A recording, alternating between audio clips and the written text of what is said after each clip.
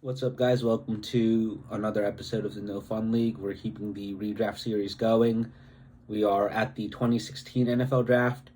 This is a really interesting one, in my opinion. A lot of really good late round picks, a lot of really good players in general, and just a lot of drama and trade ups happened in real life that we're keeping. The Rams traded up, the Eagles traded up, and they picked Goff and Wentz. Let's see if they pick the same people or something different. But just a really cool, entertaining draft. I remember me and my friend had a bet to see who'd go on. I thought it would be Carson Wentz, and Carson Wentz with Sean McVay. Who knows what happens there? I think that could be a really good combination. But the Rams ended up going with Jared Goff. Ultimately traded him for Stafford, then won a Super Bowl. Couldn't do it with Goff as their quarterback. But besides that, with the number one overall pick, I have the Rams taking Dak Prescott instead of Jared Goff. 31,000 yards, 216 touchdowns, 81 interceptions, 22 game-winning drives, 99 quarterback rating, if that stat matters to you. He gets a lot of scrutiny and criticism because he plays for the Cowboys, and that brand just invites that. But he is a really, really good quarterback, definitely a top 12 quarterback in the NFL right now, and someone that was worthy of being the number one overall pick in terms of how well he's played in the NFL since he's gotten there. He was obviously picked in the fourth round by Dallas. Tony Romo hurt his back in the preseason, which gave him his opportunity, but just a really good player. At number two, I have the Eagles picking Jared Goff. 30,000 yards, 185 touchdowns, 82 interceptions, 16 game-winning drives, 93.6 quarterback rating. Obviously had a few really good years in LA with Sean McVay, was traded, sent out to the pasture in a way. To Detroit, no one thought his career would be where it is now, where he got a massive contract. But he has put together a really good NFL career. He has an entire city chanting his name because of him bringing them back to prominence again, along with his teammates and all the other components of the trade that they made. But I also just think it's cool that Matthew Stafford's last act as a Lion was helping them build this dynasty, or this elite roster that they've built. Not dynasty, I'm sorry, but elite roster that they've built because of the picks that came back in that trade. At three, the Chargers picked Joey Bosa. This was a massive debate in my mind. He is obviously a really, really good player, but I have them taking Matt Judon. His stats are just a little bit better, and I think he stayed a little bit healthier, apart from last season where he missed almost the entire year for injury. But 73 sacks, 105 hits, 182 hurries. Just a really good, productive edge rusher in Baltimore and in New England. At four, the Cowboys picked Zeke. Had an amazing few years for them.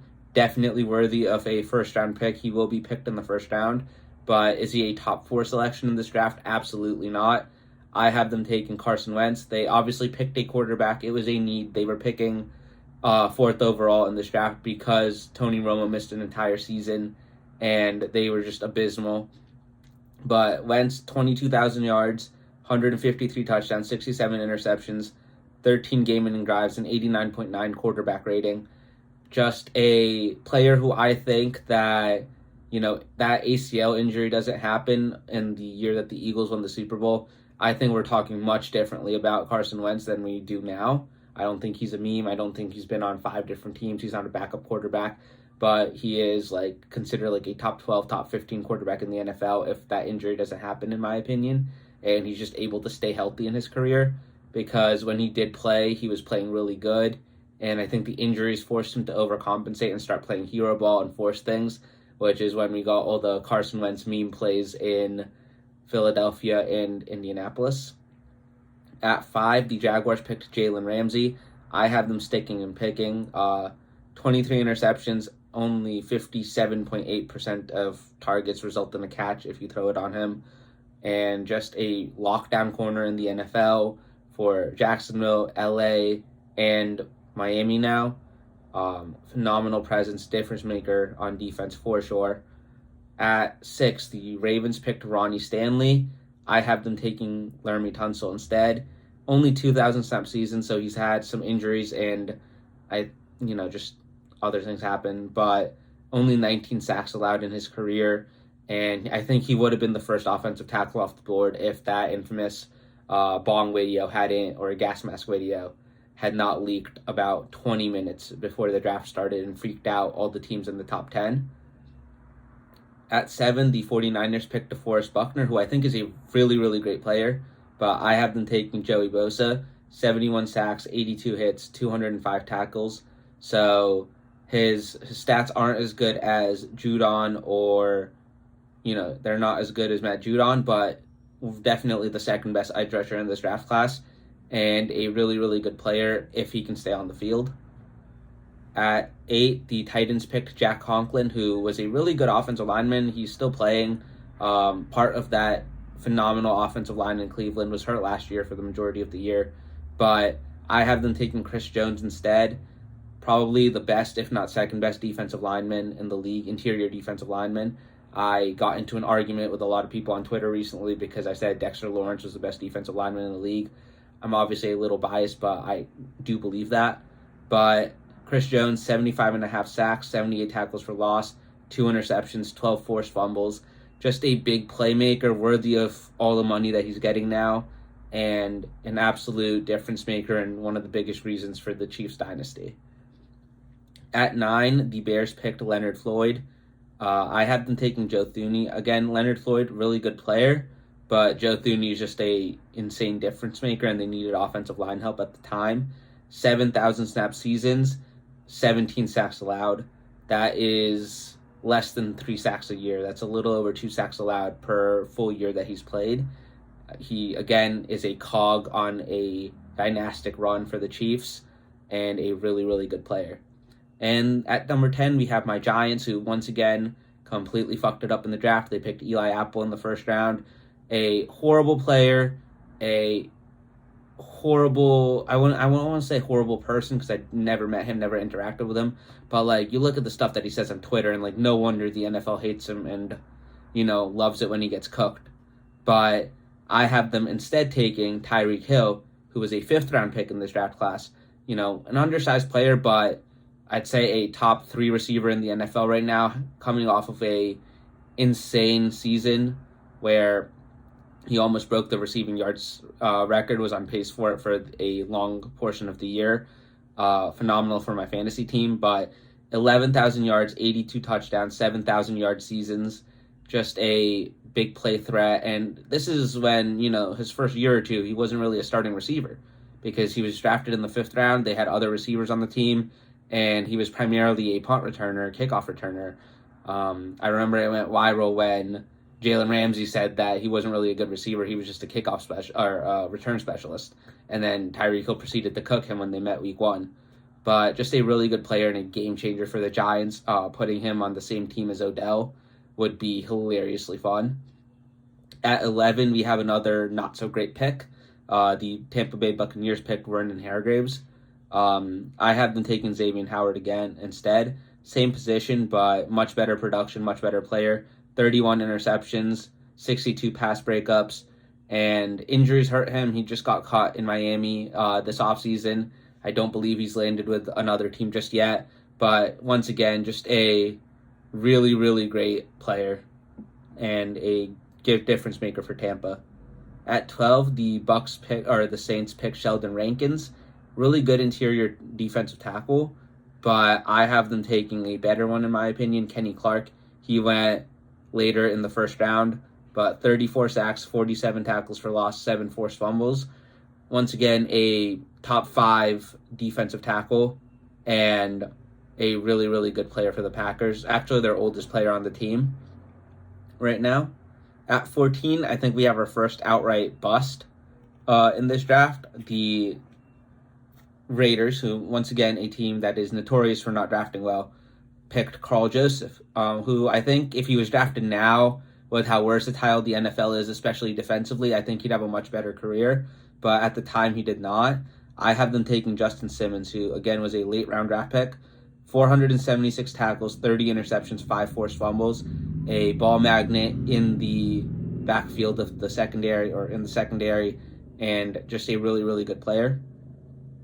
At 15, the Cleveland Browns, notorious this 2014, had 2 first-round picks, did not do anything with them. 2015, 2 first-round picks, didn't do anything with them. 2016, they picked Corey Coleman, who, once again, not a good player in the NFL. I have them taking Michael Thomas. Slant boy, whatever. His career has fallen off massively since he was breaking every receiving record, 3-4 years ago when the Saints were at their peak. But 7,000 yards, 40 touchdowns, 4 straight 1,000-yard seasons. A really good receiver in his prime before injury set in and things like that. And, losing Drew Brees as your starting quarterback and going to someone like Jameis Winston or Teddy Bridgewater. No offense to those guys. They're good quarterbacks, but that is still a downgrade going from one of the best in, the 2000s, 2010s era.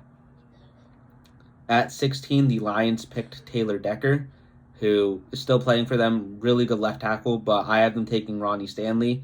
15 sacks allowed, 14 hits allowed in his career. Drafted in 2016, so it's been about 8 years. His biggest issue is that he can't really stay healthy in recent years. But, we have talked about it before in these redrafts. We are ignoring injuries a little bit and just focusing on production. And when he plays, he is an elite left tackle and a much better player than Taylor Decker, even though Taylor Decker is going to be a first-round selection in this redraft.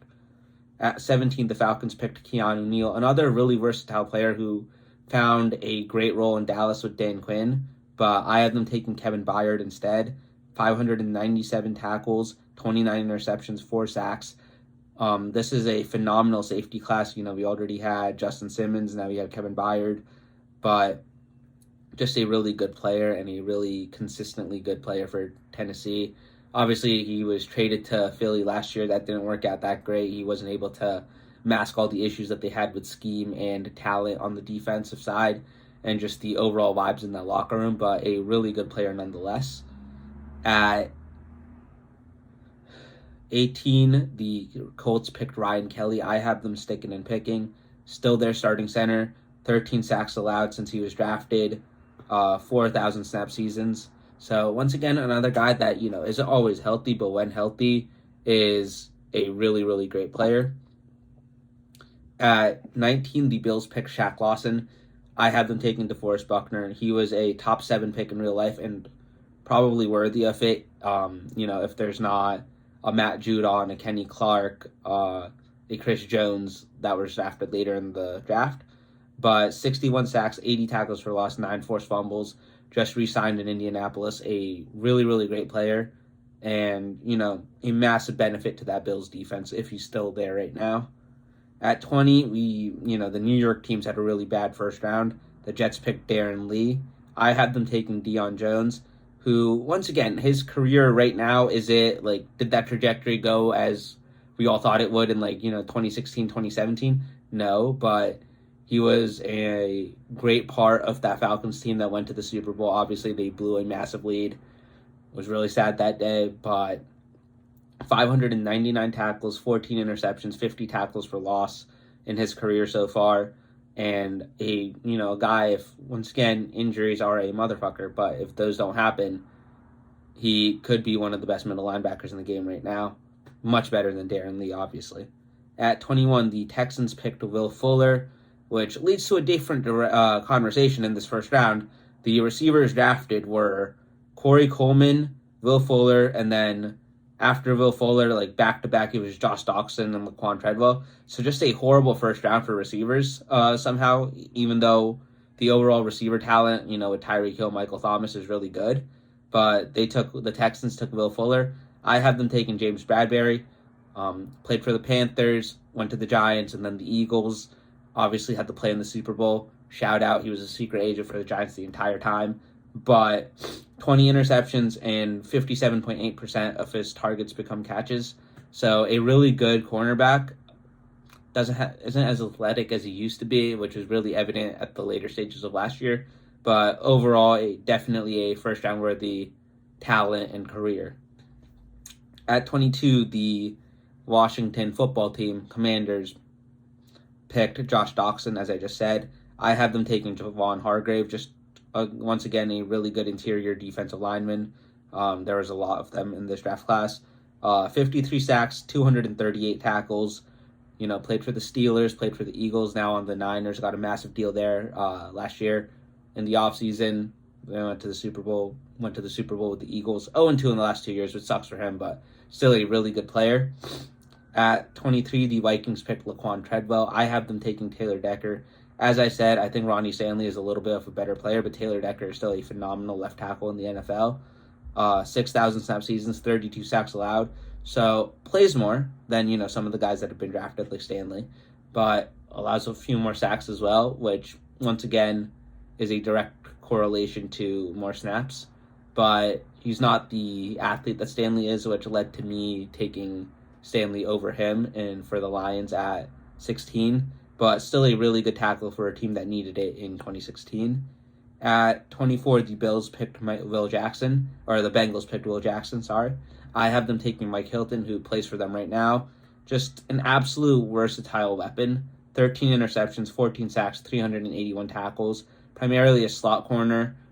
And, but like I said, he can play safety for you for your snaps. He can play outside corner if he needs to. But as a slot corner in Lou Anarumo's defense right now, he is phenomenal. I think it's between him and Kenny Moore for best slot corner in the league. But just another really, really good player. At 25, the Steelers picked Artie Burns, safety. I guess he was corner. I think he played safety a little bit too, and corner didn't work out that well. But the only thing that I remember him for specifically is one of my best friends is a Steelers fan. Every time Odell or one of the other Giants receivers mossed Artie Burns, so easy Artie Burns got burned connection and joke, which I used to death. But I have them taking Kendall Fuller, 17 interceptions, 55 pass breakups, 64% of his targets become catches. Another really good corner, not as good as, Ramsey or Xavier Howard, but still a first-round worthy talent in this draft. At 26, probably the worst pick in this draft, the Broncos traded up for Paxton Lynch. What is funny about this is that the Chiefs also wanted to trade up for him, but the Chiefs wanted him, but the Broncos jumped them. The Chiefs traded back, got the pick in this draft class that became Chris Jones, and then used the extra draft capital to trade up with Buffalo the next year to get Patrick Mahomes. And those two players effectively built the Chiefs dynasty, all because the Broncos were extra aggressive after Peyton Manning retired and jumped up for Paxton Lynch. Insane story. The NFL is filled with these. They all come out around draft season. Super fun to think about, the what ifs involved in this, which come in part to the redrafts that we're doing as well. But I have them taking Jacoby Brissett, who people might think is a interesting selection, that it is a dumb pick. Why would I do this in hindsight? But in limited playing time, because he has been a career backup, 10,000 yards, 51 touchdowns, 23 interceptions, and 4 game-winning drives. I think this is a guy that if he got a true starting opportunity early in his career, he would be a really good quarterback. Would he be a superstar quarterback, top 15 quarterback? Probably not, but he would be better than what the Broncos had at the time, and he would sure as hell be better than Paxton Lynch. At 27, the Packers picked Kenny Clark. Unfortunately for them, he got picked a lot earlier in the redraft. But I have them taking a guy that they drafted later in this draft, Blake Martinez. 534 tackles, led the league in tackles a few years. 4 interceptions, 39 tackles for loss. Retired early to deal Pokemon cards, which make what you will about that. But when he was playing, he was a tackle machine. Not the best cover guy as a linebacker, but, you want a guy that'll go make tackles in the run game, shallow cross the screens, make tackles. A really good linebacker, and goes to the team that drafted him just a few rounds earlier. At 28, the 49ers picked Josh Garnett. This is the first guy in this draft where I was like, who? But I have them taking Derrick Henry instead. He went in the second round. I was waiting for the best team fit for a running back because there are two that I thought were worthy of going in the first round. But 10,000 yards, 7,000 of those after contact, which is insane, and 94 touchdowns. Just signed with the Ravens. I think that offense is going to be disgusting with him and Lamar and Keaton Mitchell. But a phenomenal running back, as we all know, and just a great player. At 29, originally I believe this was the Patriots pick, which they lost because of Deflategate. But the Cardinals picked Rob Indemniche, I believe that's how his name is pronounced. But I have them taking Tyler Boyd, once again, receiver. 6,000 yards, 32 touchdowns, really good slot receiver. Cincy for a few years, and now in Tennessee. I think really good, reliable slot receiver that would do wonders with, Larry Fitzgerald at the later end of his career. You're kind of getting new Larry Fitzgerald. Obviously not at the same level of talent, but like similar roles, similar fit in the offense. At 30, the Panthers picked Vernon Butler. I have them taking Unique Ngakoue instead. Vernon Butler was a defensive tackle, but Unique Ngakoue, 73 sacks, 88 hits. Been on many teams, but has contributed to each one. I remember the first time he was hitting free agency after leaving Jacksonville, he was posting like Michael Strahan on his Twitter, a couple other Giants-related things. I really hope that we got him. Didn't end up happening, which maybe since he's bounced around so much was good in hindsight, but I think a really good rotational edge rusher, starting edge rusher in the NFL. And at 31, the Seattle Seahawks picked Jermaine Ifedi. I have them taking Zeke. Might seem interesting, but Marshawn Lynch is in the latter stages of his career. He's already pissed off because you didn't run the ball at the 1 yard line. You get best player available in Zeke. The Seahawks have never been shy under John Schneider and formerly Pete Carroll. Even if you have like a Chris Carson on the roster or a, Rashad Penny was a first round pick, you're still getting, you're still drafting Kenneth Walker in the later rounds and things like that. DJ Dallas was a third round pick, I believe. But Zeke, 9,000 rushing yards, 73 touchdowns, really good running back, not worthy of a top 4 selection, but still, I'd say like easily the 31st best player in this draft class and the last pick in the first round for us. Thank you guys for watching. I'll have 2017 out soon. Please remember to like, comment, and subscribe. Peace.